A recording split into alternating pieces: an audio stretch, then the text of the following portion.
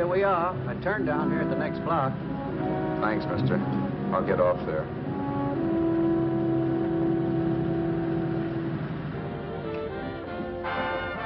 Want anything else? No. Hey, you. Me? Yeah, you. Where you heading? East. Too bad. I thought if you was heading north, I might be able to help you out. I'm pushing the Salt Lake, and I don't like to ride it alone at night. I'm one of those guys that got to talk or I fall asleep. Oh, sure, now my partner, he's got Lou to keep him company, but I ain't got nobody at all.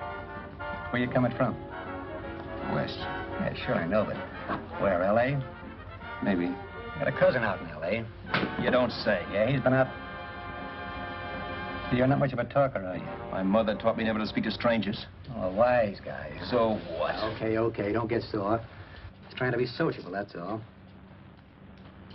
Hey, Glamorous. You change for a dime, will you?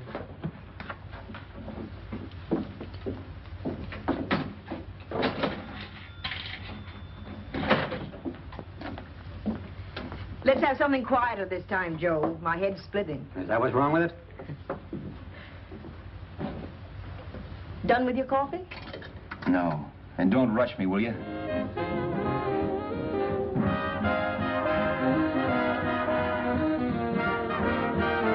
Hey, turn that off. Will you turn that thing off? What's eating you now? Yeah, what's eating you? That music, it stinks. Oh, you don't like it, huh? No, turn it off. Oh, wait a minute, pal. That was my nickel, see? This is a free country. And I play whatever I wanted. Okay. Sure. And if you don't like it, you don't have to listen to it. And you can leave here anytime you want it. Okay. I'm sorry I asked. First good piece played tonight and you don't like it. Some people just ain't got any good taste.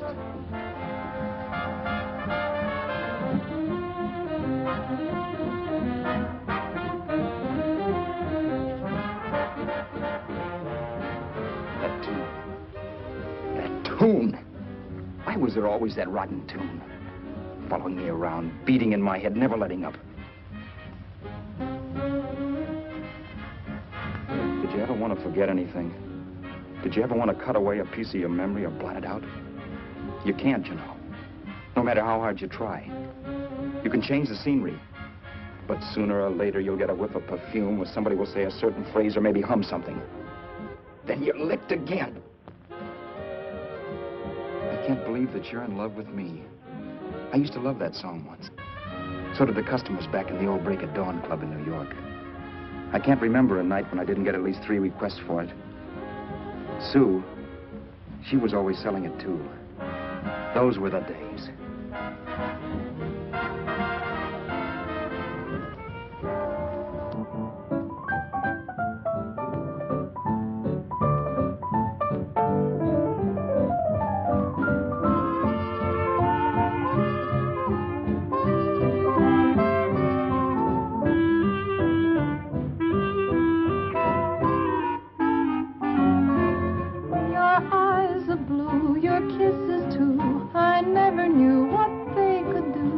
I can't believe that you're in love with me.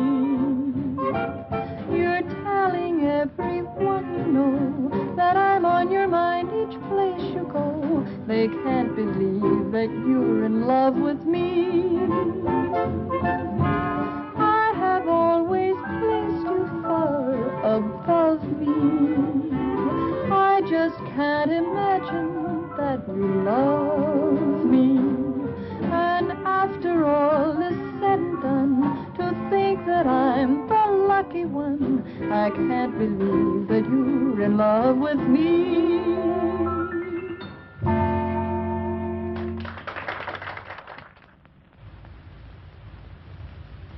It wasn't much of a club, really. You know the kind. A joint where you could have a sandwich and a few drinks and run interference for your girl on the dance floor. I pounded the piano in there every night from 8 until the place closed up, which usually meant 4 in the morning. A good job as jobs went in those days.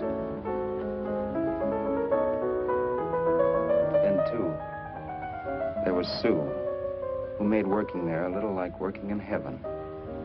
But how we felt about each other, well, there was nothing very unusual in that.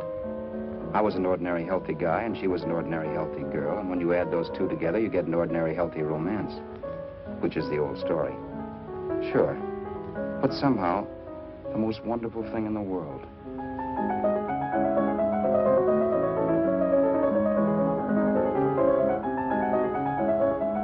All in all, I was a pretty lucky guy.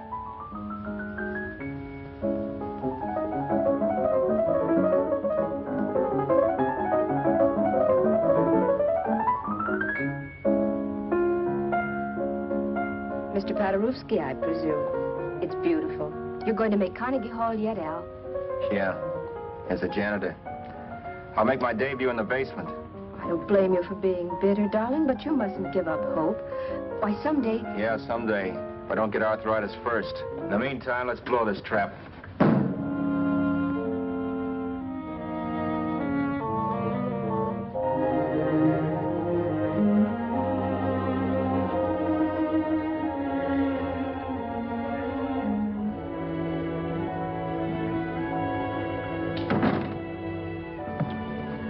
Like to get something to eat, hon? Oh, I don't think so, Al. I lose my appetite working in this flea bag.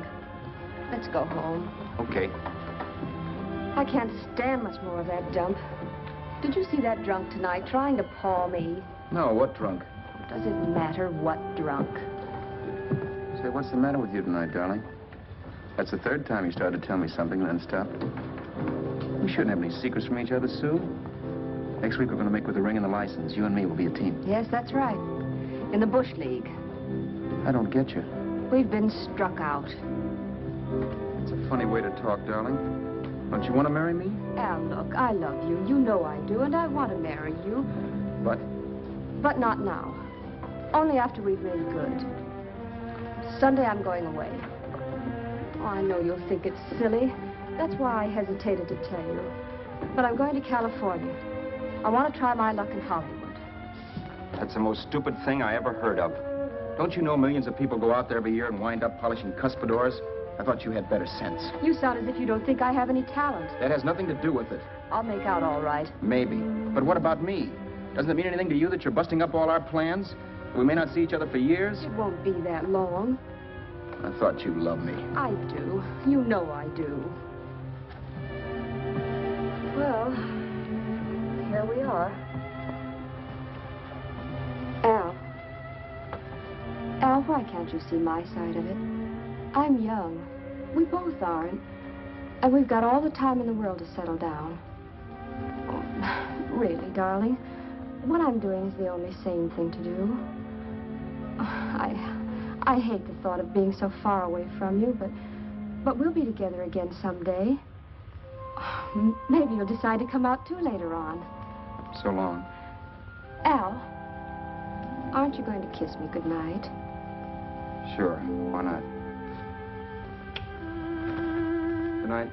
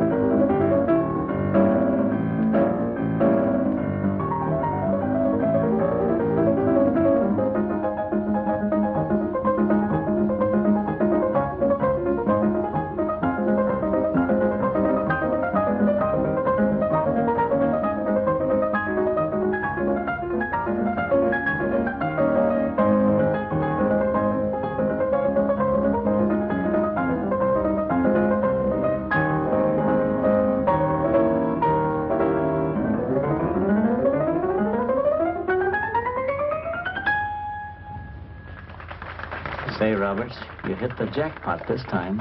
$10. Thanks.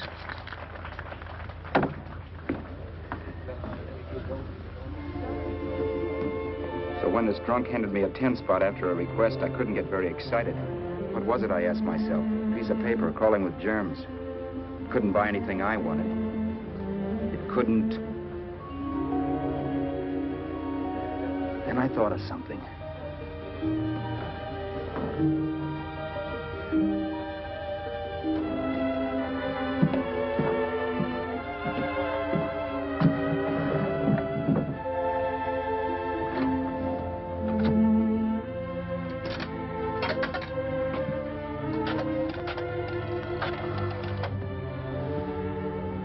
Long distance.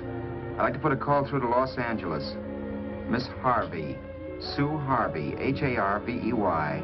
The number is Crestview 65723.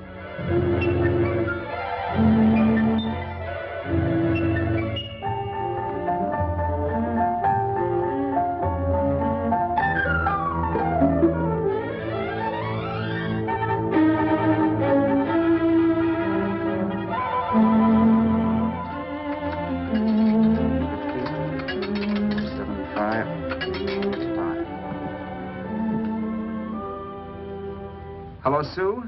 This is Al. Oh, baby, it's great to hear from you, too. What's that? You do? Oh, me too, darling. I thought I'd go batty without you. I just had to... Huh? You're working as a hashlinger? Gee, honey, that's tough. Those guys out in Hollywood don't know the real thing when it's right in front of them. You just stick it out, Sue, baby. Keep going around to those casting offices. I'm sure you'll click. Look, I'll tell you what. You stay put out there, I'll come to you. No, don't try to stop me. Just expect me. Train? Who knows? Train, plane, bus, magic carpet. I'll be there if I have to crawl. If I have to travel by pogo stick. And then, let's get married right away, huh? That's the stuff. That's what I've been wanting to hear you say. Well, goodbye for now. I'll be seeing you soon. Yeah.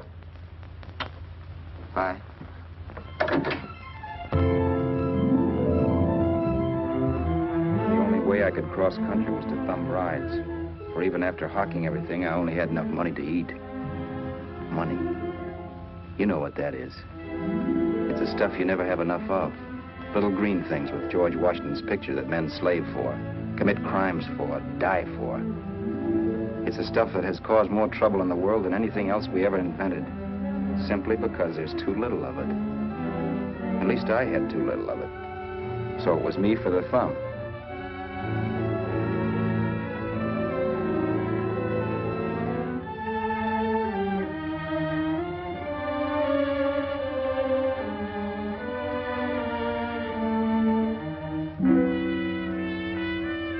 Ever done any hitchhiking? It's not much fun, believe me. Oh, yeah, I know all about how it's an education, how you get to meet a lot of people and all that. But me, from now on, I'll take my education in college, or in PS 62, or I'll send $1.98 in stamps for 10 easy lessons.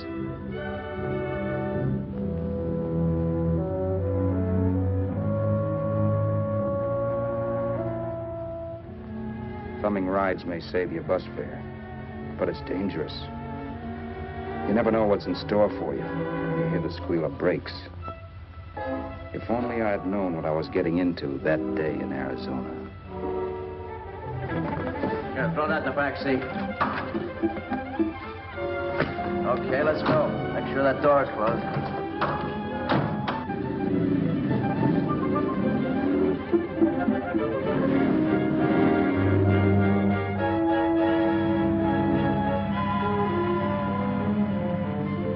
You know, Emily Post ought to write a book of rules for guys thumbing rides.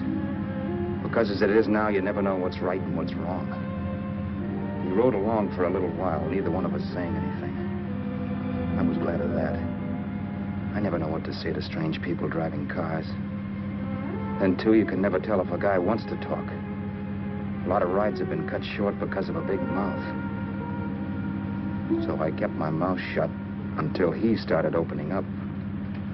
Hand me that little box in the compartment, will you, pal? Hold the wheel, will you?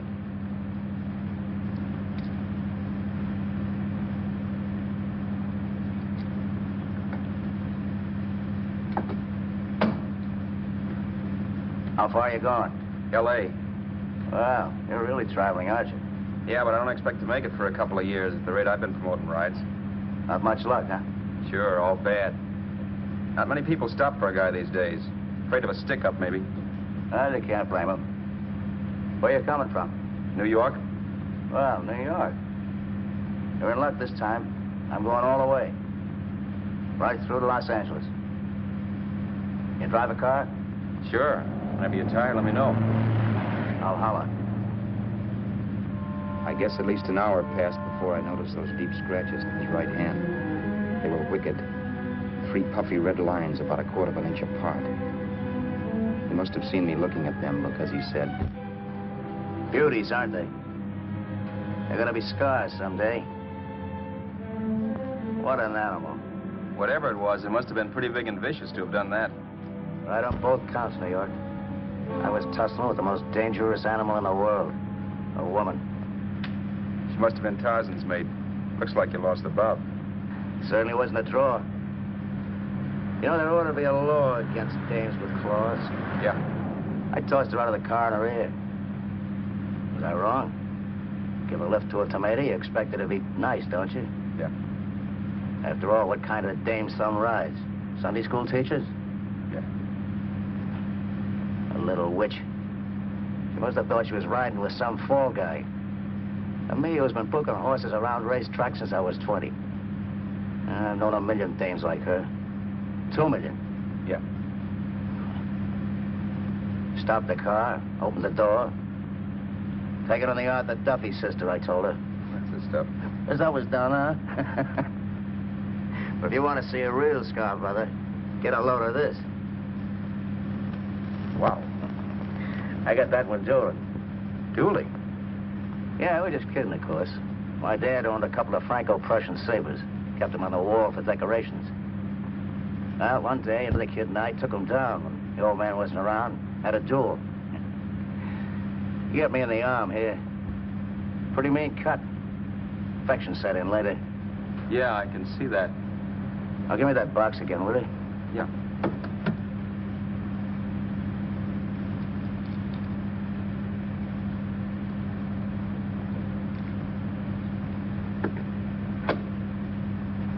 Pain made me lose my head, I guess. I began slashing.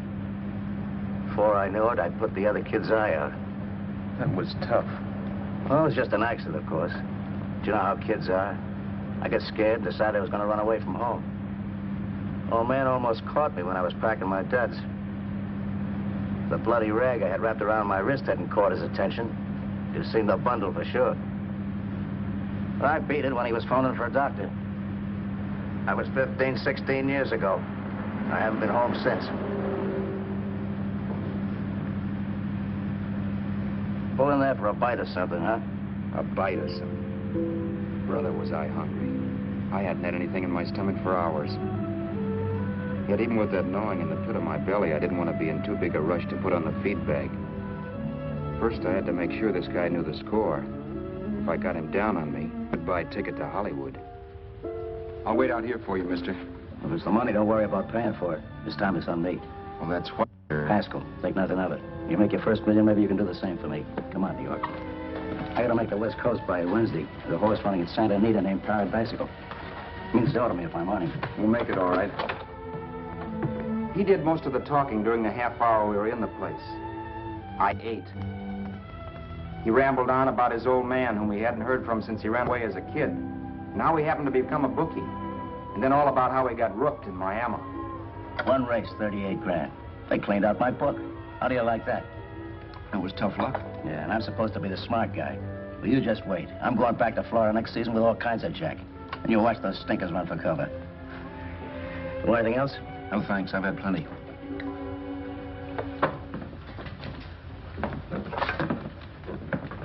That check there, sister? Oh, just a minute. Your change, sir. Keep it, sister. Oh, thank you, sir. Call again. I'll be waiting outside for you when you finish work. Sharp check, huh?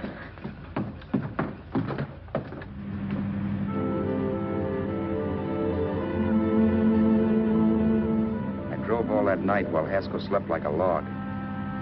After a while, I began to get sleepy myself. I was happy, though. Soon I'd be with Sue again. The long trip was practically over, and there'd be no more hoofing it down the concrete. I began to think of the future, which couldn't have been brighter if I'd embroidered it with neon lights. It was nice to think of Sue shooting to the top. It's amazing what a full belly can do to your imagination. Your eyes are blue, your kisses too. I never knew what they could do. I can't believe that you're in love with me. You're telling everyone you know I'm on your mind each place you go. I can't believe that you're in love with me.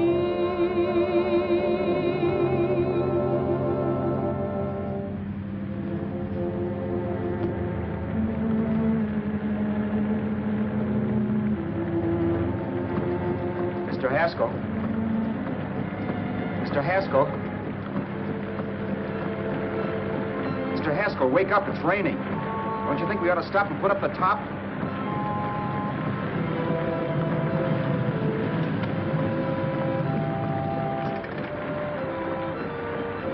Mr. Haskell, I'm going to put up the top.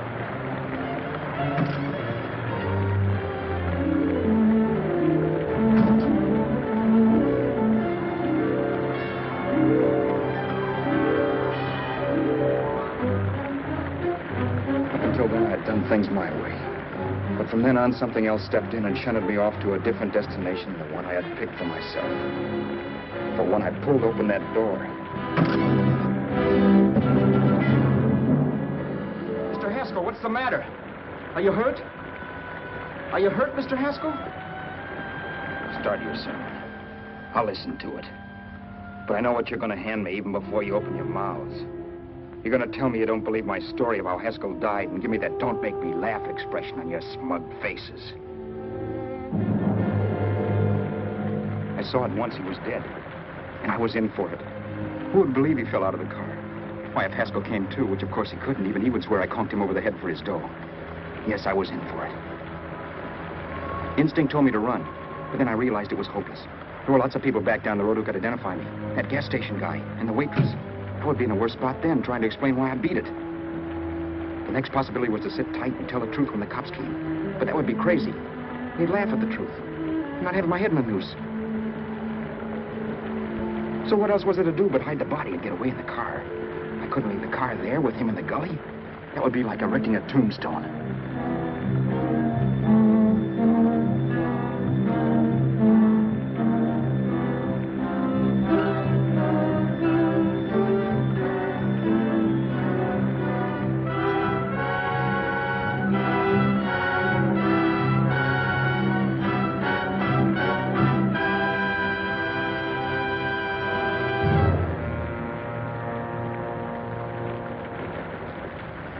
My idea was to cover him with brush, not to rob him. But then I remembered that even if I only drove the car for 100 miles or so, I would need money for gas.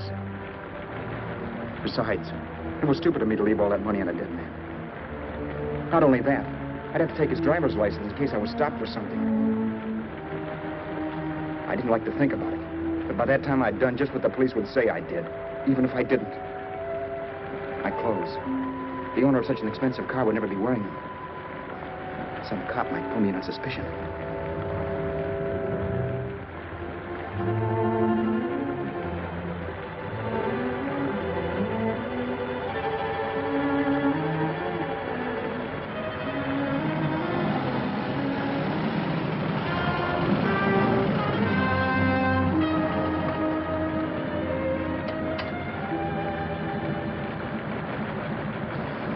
Hey, you, this your car? Don't you know better than to leave a car with the wheels halfway in the middle of the road? That's the way accidents happen. I'm sorry, officer. I was just putting up my top. I didn't think. Well, the next time, think. I'll let you go now, but watch your step in the future. I know that's a lonely stretch, but cars come by here once in a while, and we have plenty of crack-ups. Thanks, officer.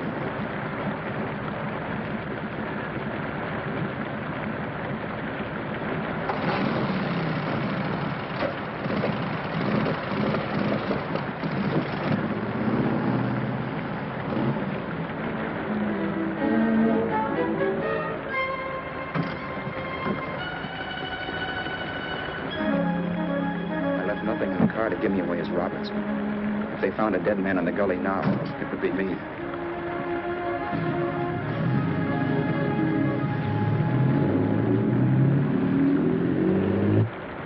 As I drove off, it was still raining, and the drops streaked down the windshield like tears. I kept imagining I was being followed and that I could hear sirens back in the distance. Just how long it took me to cover the 60-odd miles to the California state line, I don't know. I lost all track of time. But the rain had stopped and the sun was up when I pulled up to the inspection station. Hello?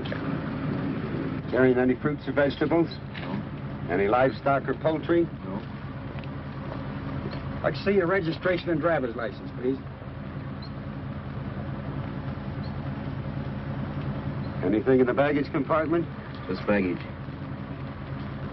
Charles Haskell, Jr., age 30, brown eyes, dark hair. Identifying marks, none. Are you Charles Haskell, Jr.? Yes. Well, remember, if you're employed and you stay over 30 days, you take out California plates. All right, officer, but I'll only be in the state a short while. Right, you can go now.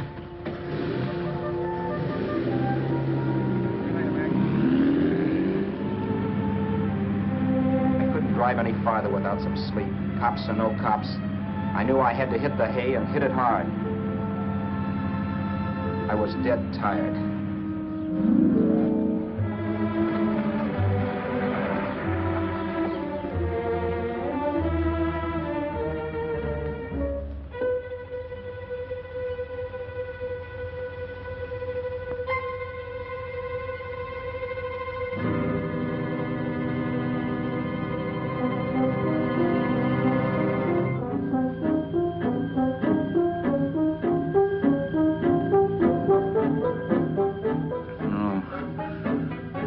Mr. Haskell. No.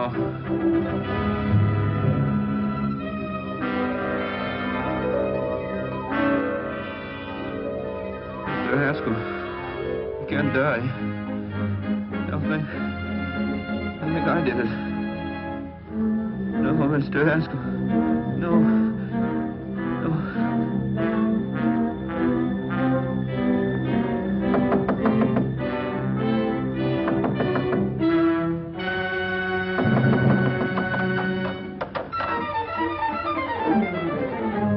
There?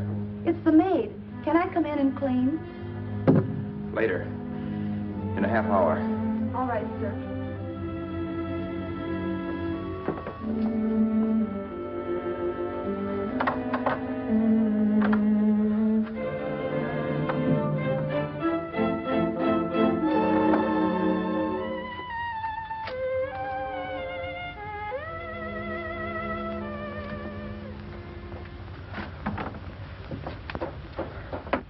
There was no time to lose. Every minute I had to be Charles Haskell was dangerous. And I'd have to be Charles Haskell until I got to some city where I could leave the car and be swallowed up.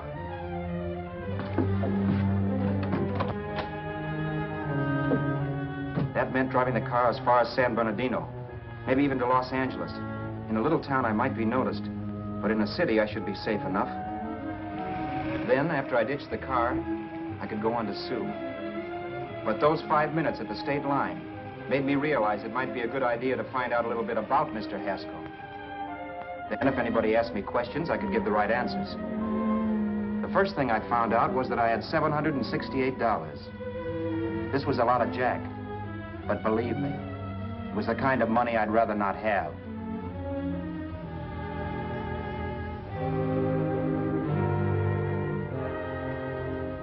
And then I found out from a letter Haskell was carting around in his bag that he wasn't the open-handed, easygoing big shot who went around buying dinners for strange hitchhikers. Before I got done reading it, I saw him more as a chiseler. It was written to his old man in California, the one he hadn't seen in so many years. In it, Haskell posed as a salesman of hymnals, of all things. It was easy to see where Haskell expected to raise a new stake for his book in Miami by rooking his old man. That was about all I found out from his effects, and it was enough. I told myself, maybe old man Haskell was lucky his son kicked off. He would never know it, but it saved him from taking a flyer in Sacred Literature Preferred.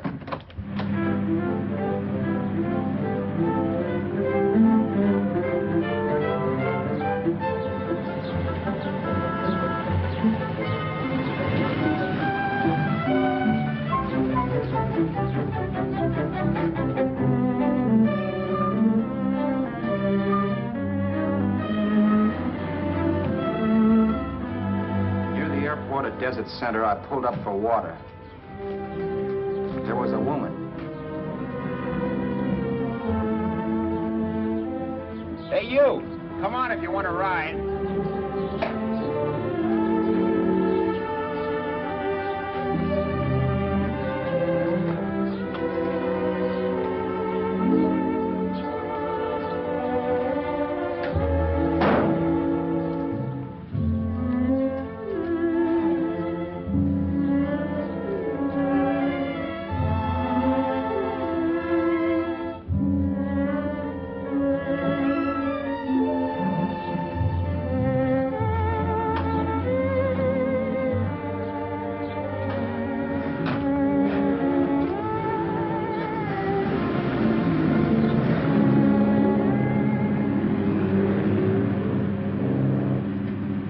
How far are you going? How far are you going? That took me by surprise, and I turned my head to look her over. She was facing straight ahead, so I couldn't see her eyes. But she was young, not more than 24.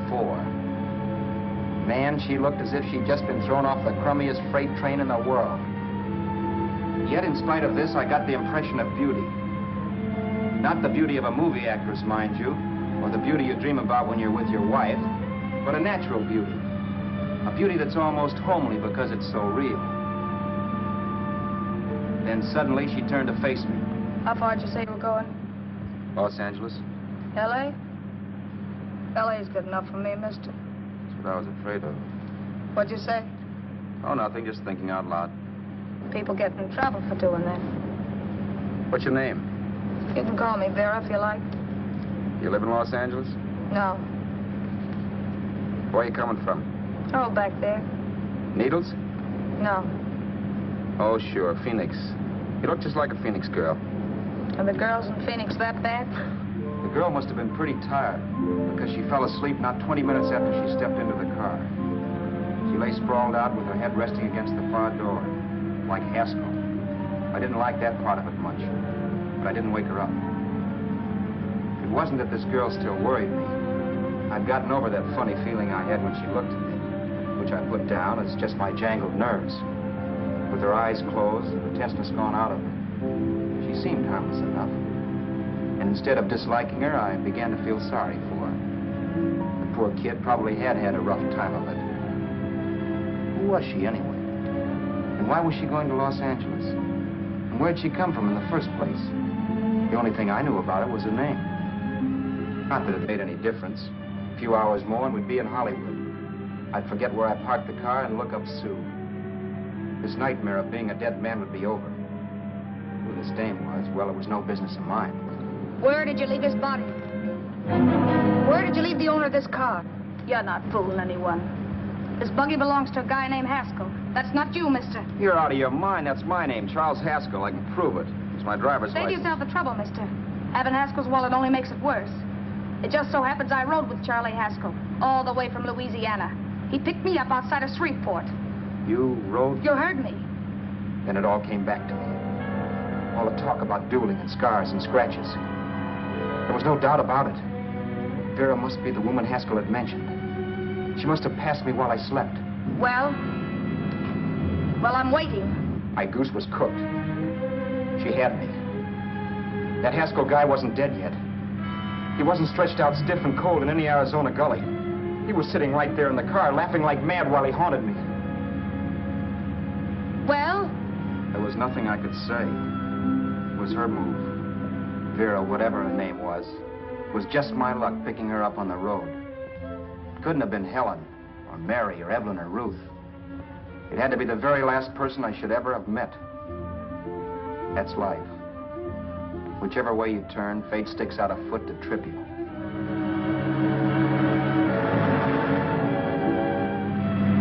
I told her everything, but she didn't believe my story.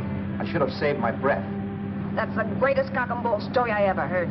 So he fell out of his car. Say, who do you think you're talking to, a hick? Listen, mister, I've been around, and I know a wrong guy when I see one. What'd you do, kiss him with a wrench? Now, wait a minute. What I told you was true. You see, that's why I had to do it. You think I killed him. Well, the cops would have thought so, too. Yeah, well, maybe they still think so. What makes you so sure I'll shut up about this? Girl, I'm innocent. Give me a break, will you? It won't do me any good having you pinched. The cops are no friends of mine. Now, if there was a reward, but there isn't. Thanks. Don't thank me yet. I'm not through with you by a long shot. Let's see that roll.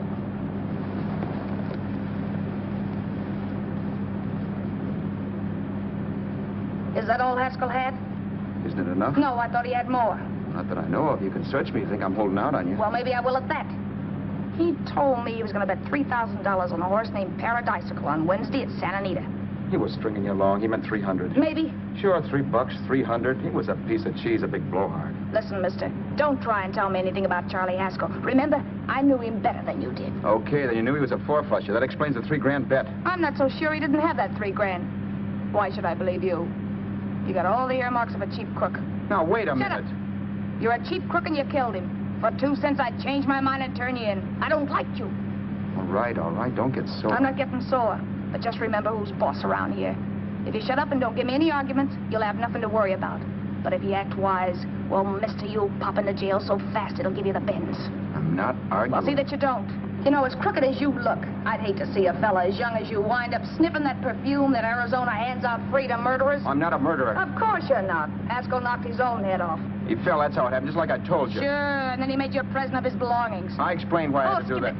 Doesn't make a difference one way or another. I'm not a mourner. I liked Haskell even less than I like you.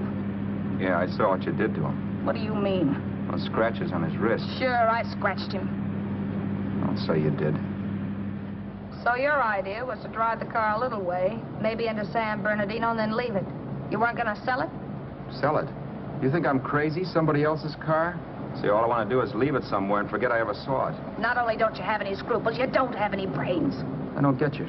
Maybe it's a good thing you met me. You'd have got yourself caught, sure. Why, you dope. Don't you know a deserted automobile always rates an investigation? Huh? Look, the cops find a car. Then they get curious. They wonder where the owner is. So, all right, they don't trace Haskell. They trace you. I never thought of that. The only safe way to get rid of the car is to sell it to a dealer. Get it registered under a new name. Say, stop at the next store. I want to get a bottle and do some shopping before we hit L.A. Okay. As soon as we find a place, I'll drop you off and pick you up later. Nothing doing. You're coming in, too. From now on, you and I are like the Siamese twins. Have it your way, but I don't get the point. The point is, I don't want you to get lost. I'm not going to beat it if that's what you're afraid of. I'll say you're not. Well, I'm going to see that you sell this car so you don't get caught. Thanks. Of course, your interest wouldn't be financial, would it? You would want a small percentage of the profits. Well, now that you insist, how can I refuse? 100% will do. Fine. I'm relieved. I thought for a moment you were going to take it all. I don't want to be a hog. A few hours later, we were in Hollywood. I was recognizing places Sue had written about. It struck me that far from being at the end of the trip, there was a greater distance between Sue and me than when I started out. Vera wasn't kidding with that Siamese twins crack. She rented a little apartment as Mrs. Charles Haskell. When I objected to this, she explained that it was on account of the car. A dealer might think something was funny if he called and found we were using different names.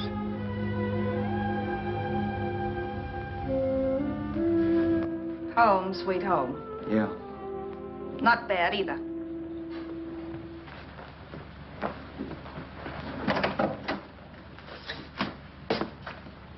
In case there's any doubt in your mind, I'll take the bedroom.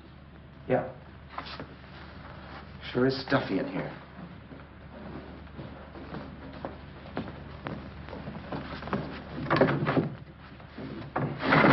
Keep the window shut. Okay.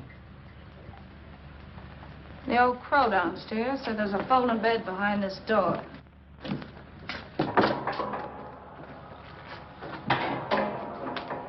You know how to work it? I invented it. Some joint. One can't have everything.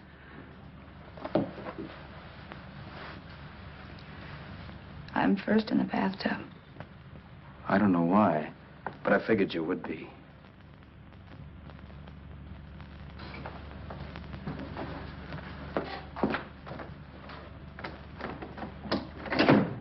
Boy, oh boy. It sure feels good to be clean again. I must be 10 pounds lighter. You must be. Well, hitching rides isn't exactly the way you keep your schoolgirl complexion. I wish that guy with the sacks would give up. Gets on my nerves. Forget it. Have a drink. Aren't you afraid I might take you up on it? If I didn't want to give you a drink, I wouldn't have offered it. Might be a sorehead, Roberts. You got yourself into this thing. You should be grateful I'm not turning you in. Why, if I wasn't regular, you'd be in the pen this minute, being photographed, fingerprinted, and being pushed around by the cops. So cheer up. Get rid of that long puss. Or is your conscience bothering you?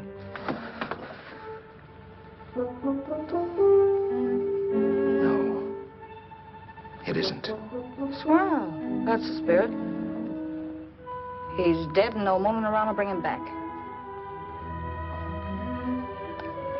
Anyway, I never could understand this worrying about something that's over and done with. Now look, Vera, for the last time I didn't kill him. Haskell was a sick man. Maybe he was dead before he fell out of the car. I don't know. Sure. He died of old age. All right.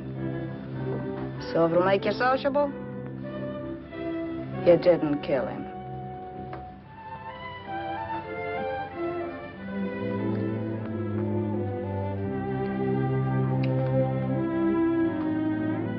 Thanks.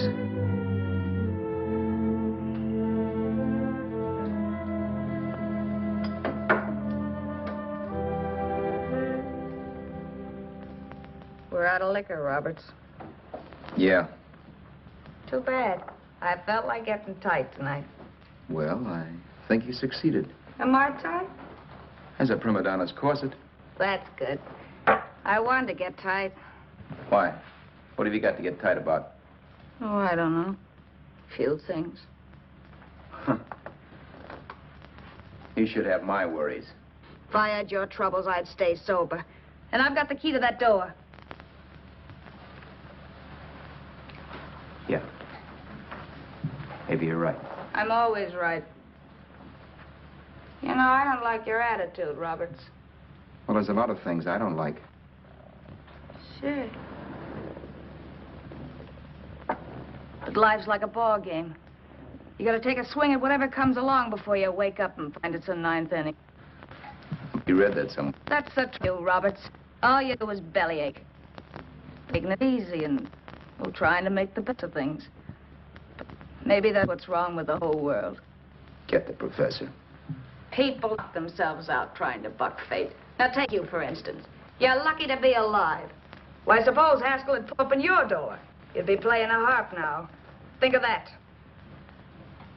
You think of it. I'm tired of thinking. There's plenty of people dying this minute. I would give anything to trade places with you. I know what I'm talking about. I'm not so sure. At least they know they're done for. They don't have to sweat blood wondering if they are. Your philosophy stinks, pal. We all know we're going to kick off someday. It's only a question of when. But what got us on this subject anyway? We'll be discussing politics next. Yeah. Where'd you hide the butts? On the table, sucker.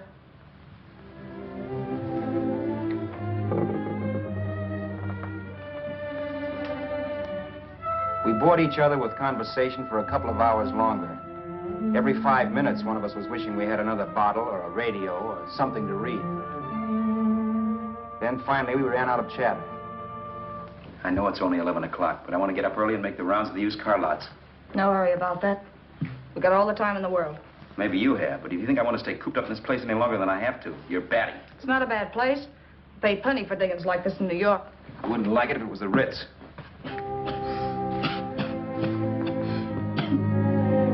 rotten liquor. You got a mean cough. Want to do something about it. I'll be all right. That's what Camille said. Who? Nobody you know. Wasn't that the dame that died of consumption? Yeah. Wouldn't it be a break for you if I did kick off? You'd be free with all Haskell's dough and car. I don't want to see anybody die.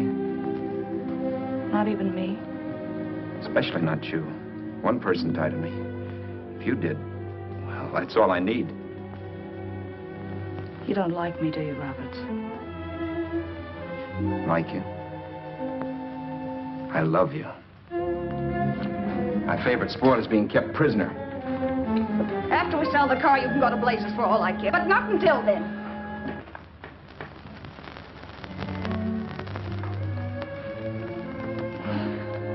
I'm going to bed.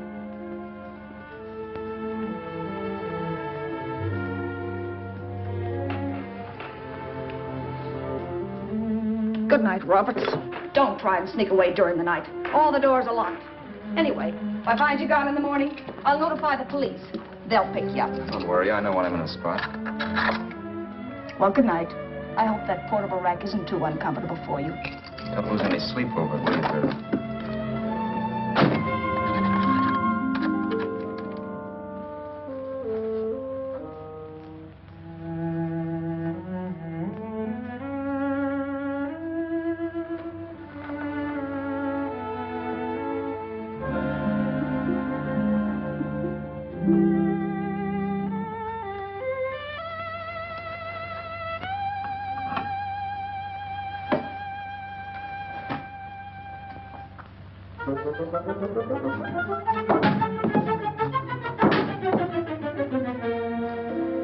Crestview.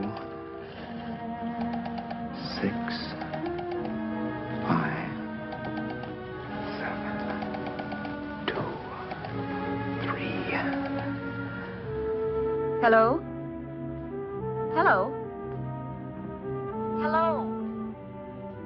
Hello?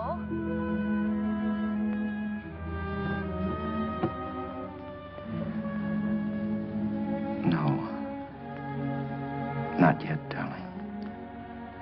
Tomorrow. Maybe.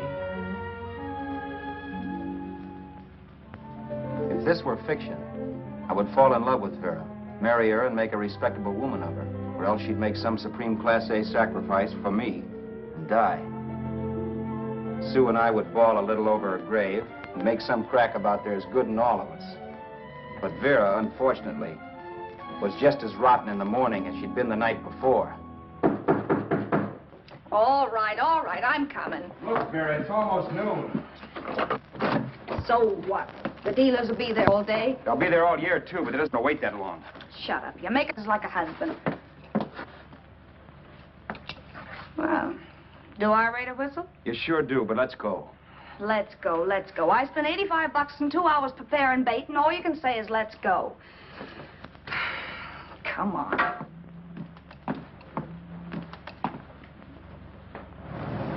We passed a few used car lots last night down this way. What do you think we can get for this heap? I don't know. Plenty. You let me handle everything. Think we can get $2,000? I don't know, but don't worry. I'll squeeze as much out of this guy as I can. If I let it go cheap without a fight, he might think we've stolen the car. And listen, don't make any slips and call me Roberts. That'll cook us. I don't need you to tell me that. You better just sit by and keep your mouth closed.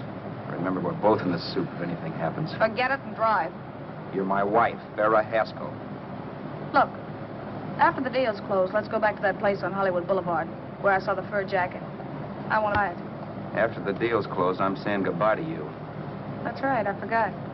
I guess I'm getting kind of used to you. Well, that's a habit you could start breaking. Let's try this place in the middle of the block.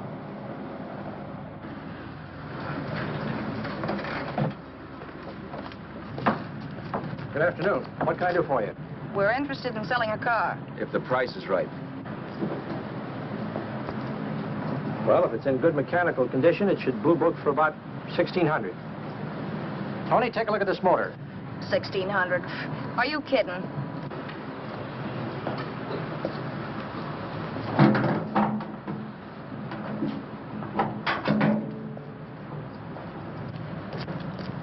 Well, maybe $18.50. Before I let it go for $18.50, I'll wreck it and collect the insurance first.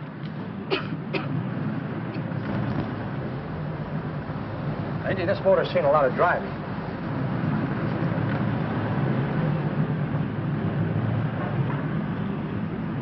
While the mechanic inspected the car, we haggled. At last, when we were all worn out, we hit a compromise. His price. Okay, it's a deal. All right, come in, we'll sign the papers. I have the ownership papers right here with me. Look, Vera, in the meantime, will you clean the dash compartment? There may be some stuff in it. All right, darling. $1,850. That dirty crook.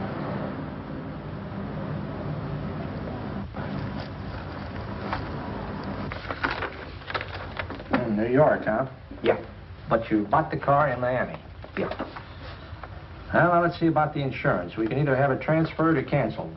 What kind of insurance do you have, Mr. Haskell? Well, aren't all the papers there? I don't see any. Surely you know what type of insurance you carry in the car. The name of the company? Yeah, but, Well, if you'll just tell me the name of the company, I'd be very glad to take care of all the details. well, Did you sign the papers yet? not yet. Well, don't. We're not selling the car. Well, wait a minute, Mrs. Haskell. Come on, darling. What's the matter? You changed your mind? Yes, I'm sorry. I guess I have. But, Vera... Let's go.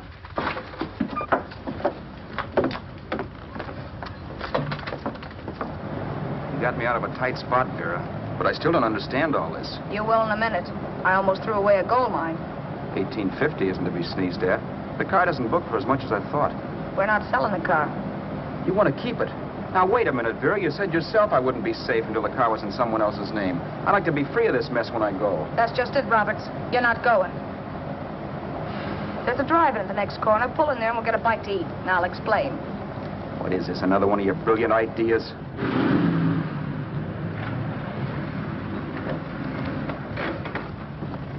Oh, I take your order? Make mine a ham sandwich and coffee. And for you, sir? Oh, I don't care. The same. Thank you.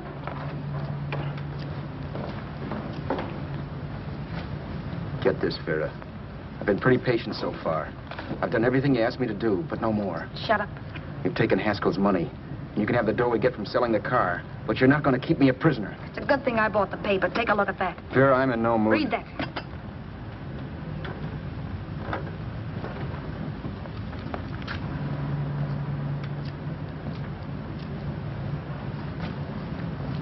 No. Yes. No, I won't do it. Yes, you will. You think I'm crazy? It's impossible, I tell you. Excuse me.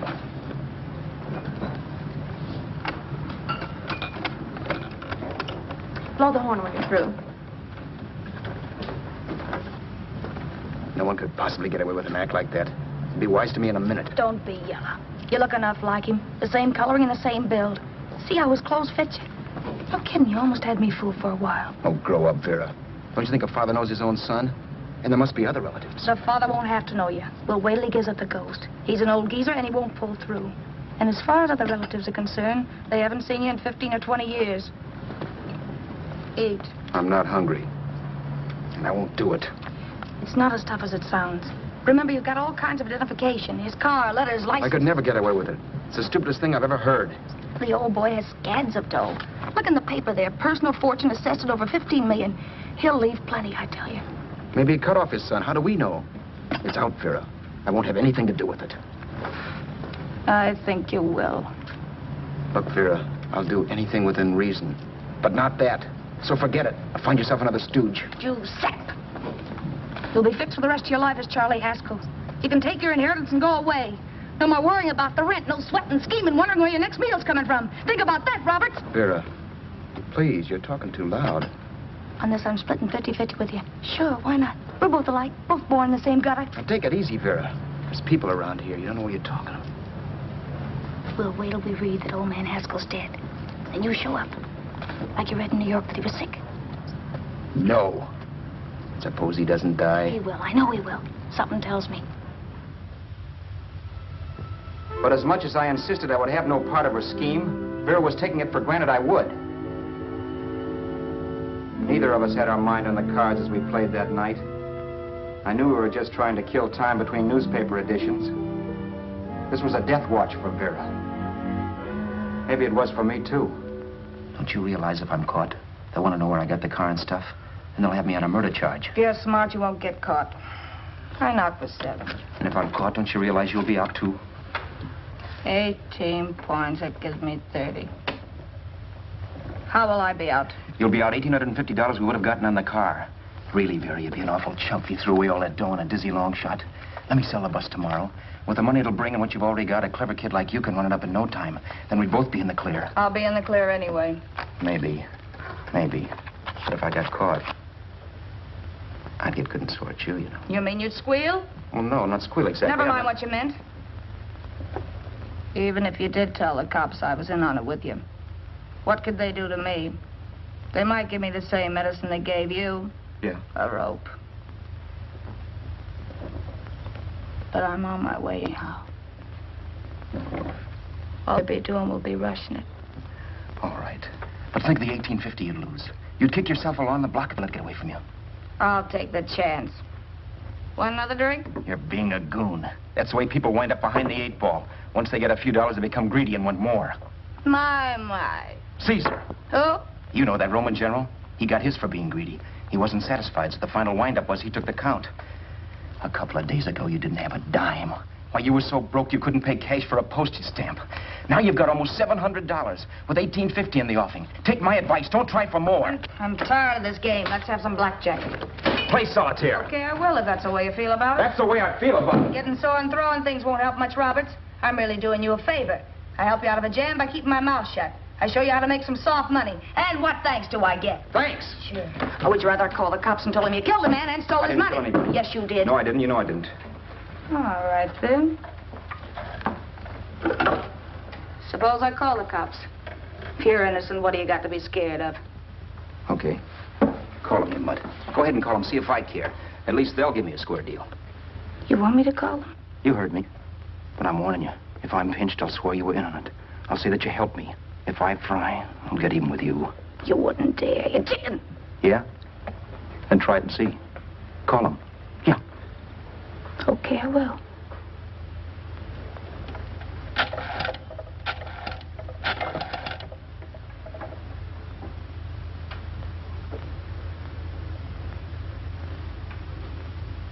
Information? I want the number of the Hollywood police station. Okay, I got it. Thanks. Wait a minute, Vera. You wouldn't do that. Well, wouldn't do that, and I'll show you if I would. Take it easy now. Let's talk this over. This was early in the evening, and the conversation, while hectic, was at least pitched low. But as the minutes passed, and more obstacles to her plan popped into my head, the air got blue. Each word coming from our lips cracked like a whip. I reminded her that as Charles Haskell, I didn't even know my mother's name, where I'd gone to school, the name of my best friend, whether I had an Aunt Emma or not, my religion, and if I'd ever owned a dog.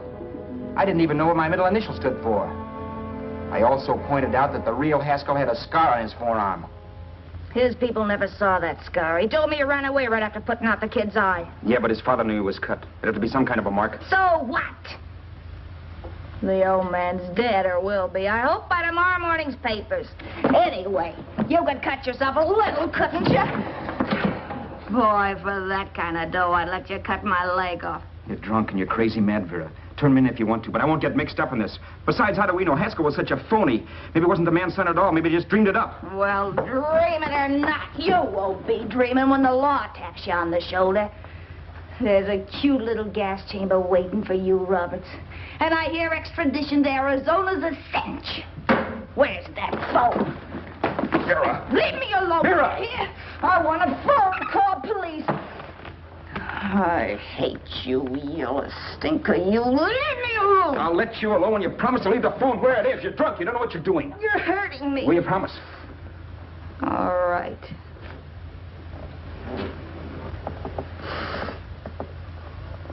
You hurt me. I'm sorry, but... And it's hot in here. Open up a window. It's not hot.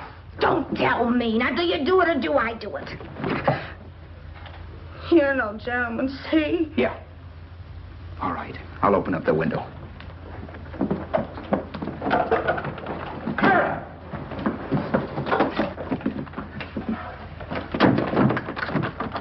door.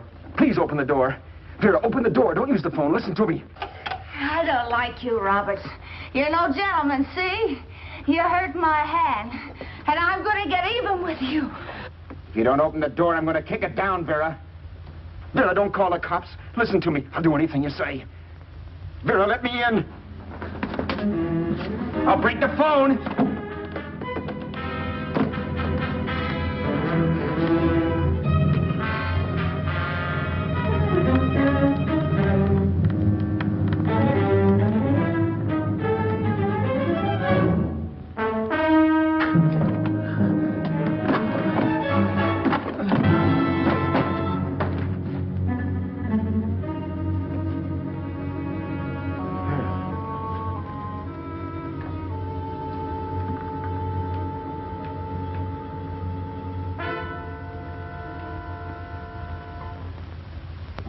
The world is full of skeptics. I know. I'm one myself. In the Haskell business, how many of you would believe he fell out of the car? And now, after killing Vera without really meaning to do it, how many of you would believe it wasn't premeditated? In a jury room, every last man of you would go down shouting that she had me over a barrel and my only out was force. The room was still. So quiet that for a while I wondered if I had suddenly gone deaf. It was pure fear, of course. And I was hysterical, but without making a sound. Vera was dead, and I was her murderer. Murderer. What an awful word that is. But I'd become one. I'd better not get caught. What evidence there was around the place had to be destroyed. And from the looks of things, there was plenty. Looking around the room at things we'd bought was like looking into the faces of 100 people who'd seen us together and who remembered me. This was the kind of testimony I couldn't rub out. No. I could burn clothes and hide bottles for the next 5 years.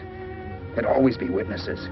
The landlady, for one. She could identify me. The car dealer, the waitress in the drive-in, the girl in the dress shop, and that guy in the liquor store. They could all identify me. I was cooked. Done for. I had to get out of there. While once I'd remained beside a dead body, planning carefully how to avoid being accused of killing him, this time I couldn't. This time I was guilty. I knew it. Felt it. I was like a guy suffering from shock. Things were whirling around in my head. I couldn't make myself think right. All I could think of was the guy with the saxophone and what he was playing. It wasn't a love song anymore. It was a dirge.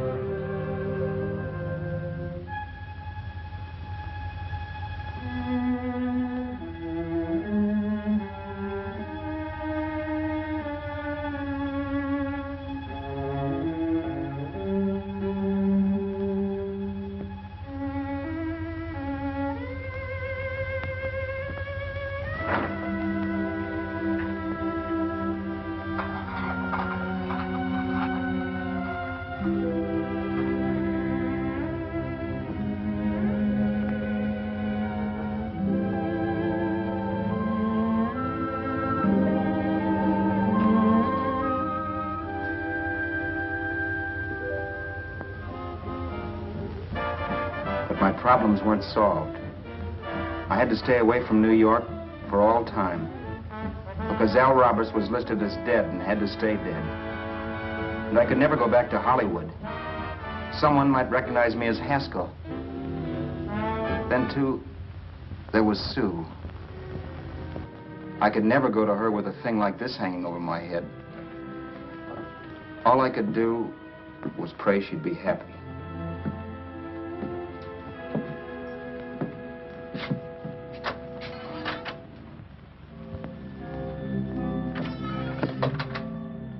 I was in Bakersfield before I read that Vera's body was discovered, and that the police were looking for Haskell in connection with his wife's murder. Isn't that a laugh?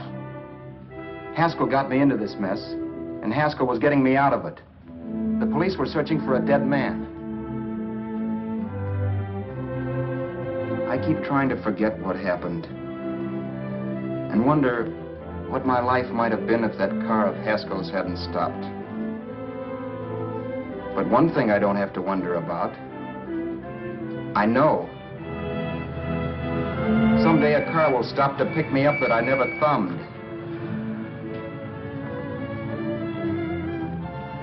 Yes.